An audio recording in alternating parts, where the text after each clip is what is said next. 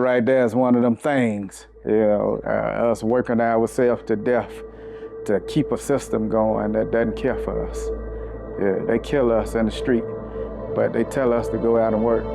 I got an issue with that.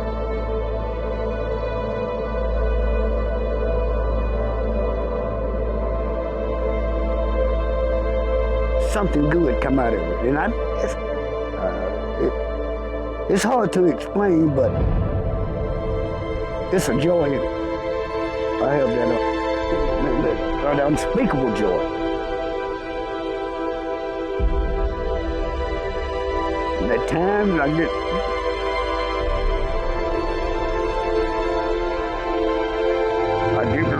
really emotional. I'll cry.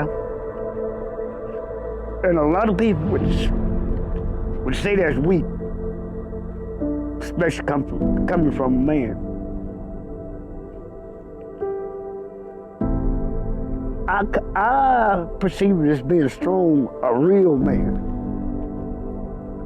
Release a lot of hurt and pain instead of bending it out toward something or someone. The militia, the ops are working together. They are organized. Shame! They are in each other's back, front, left, pocket, and shoelace.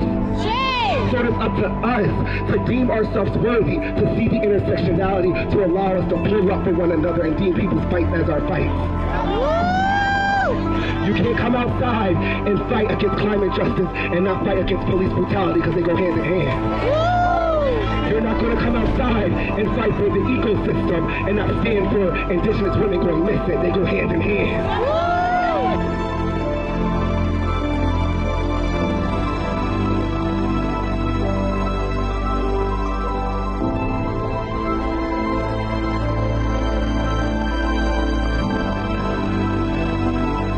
42% of the energy is just wasted. And that's why doing this is a high priority for energy efficiency.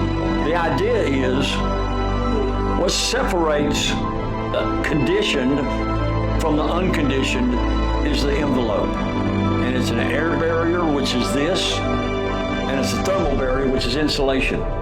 Everybody thinks about insulation, but it turns out the air barrier is even more important than the insulation, right? And that's called the building envelope, but I prefer to think of it as a balloon, because you have to spend money inflating that balloon, and all those leaks cost you money. So that's what we're doing, is we're looking for the leaks and plugging them.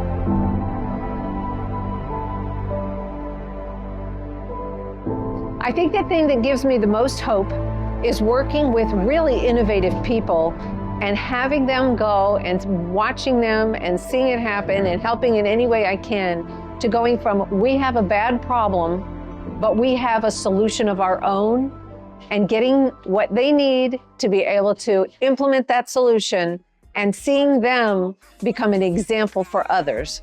That gives me seriously a lot of hope.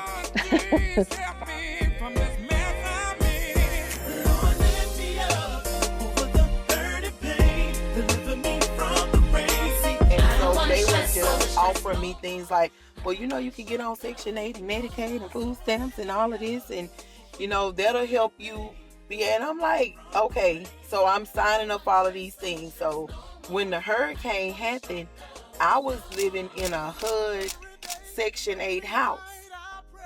That meant I didn't own it. But it also meant I didn't pay rent. So when the hurricane happened and it was time to apply for FEMA and all these things, they were unavailable. I didn't own the house, right. So I wasn't the homeowner, and they were like, well, you don't pay the rent. Section 8 pay your rent. So I couldn't get the FEMA assistance immediately. But then on top of that, HUD told the owners of all those houses that these houses are unlivable. Nobody can live here. On and on, on and on.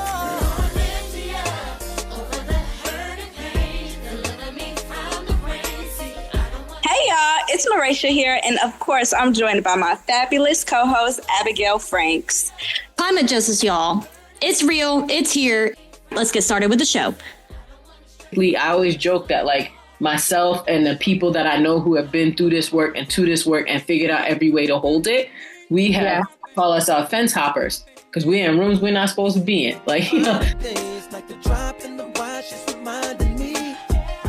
I'm over there on the breathing machine. You think that changed my mind? I got to go over there and see it every day like I told him. My mama, my auntie, my uncle over there. All these people got breathing problems. So you saying that's good?